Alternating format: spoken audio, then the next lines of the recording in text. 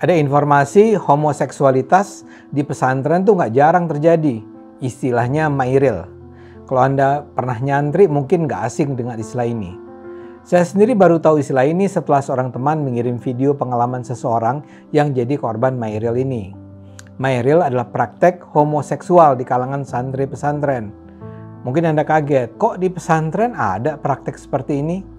Dalam persepsi kebanyakan kita nggak mungkinlah di pesantren terjadi praktek-praktek semacam ini. Tapi emang realitasnya itu terjadi. Beberapa teman di kantor yang pernah di pesantren bilang itu sih biasa. Dan ternyata ini bukan fenomena baru. Ketika saya searching internet istilah ini, dengan mudah saya mendapati sejumlah link yang bahas fenomena ini. Saya nemuin sejumlah artikel, paper, hasil penelitian, bahkan skripsi yang bahas praktek ini. Contoh paper hasil penelitian yang saya dapat misalnya paper berjudul Mairil dan Perkembangan Orientasi Seksual Alumni Santri Pondok Pesantren. Ditulis oleh Muhammad Fajrul Fikri dan Dr. Amika Wardana dari Fakultas Ilmu Sosial Universitas Negeri Yogyakarta. Kedua orang ini melakukan penelitian kepada 8 orang alumni pesantren di Jawa Timur. Mereka menemukan sejumlah informasi mengenai praktek mairil yang terjadi di pesantren.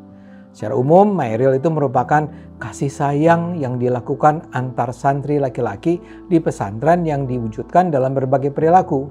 Mulai dari mencubit pipi, cium pipi atau leher, hingga melakukan aktivitas seksual berupa nyempet. Bahkan juga praktek mafia menyelipkan alat kelamin ke sela-sela paha. Penelitian ini juga menemukan pada dasarnya santri yang mairil tidak terlahir sebagai seorang gay. Perilaku ini lebih terbentuk di pesantren melalui proses mengenal, mempelajari hingga akhirnya meniru santri lain. Tapi penelitian ini juga menemukan santri yang mairil di pesantren tidak berlanjut saat mereka keluar dari pesantren. Ini hanya merupakan pergeseran orientasi seksual sesaat karena adanya perkembangan psikologis dan emosional yang mempengaruhi seksualitas dalam kurun waktu tertentu. Mairil biasanya dilakukan oleh santri senior kepada junior. Walaupun di beberapa pesantren, kadang perilaku itu juga dilakukan oleh guru dan pengurus pesantren. Yang sering jadi sasaran adalah santri junior yang punya ciri fisik putih, tampan, imut, memiliki lesung pipi, dan memiliki wajah baby face.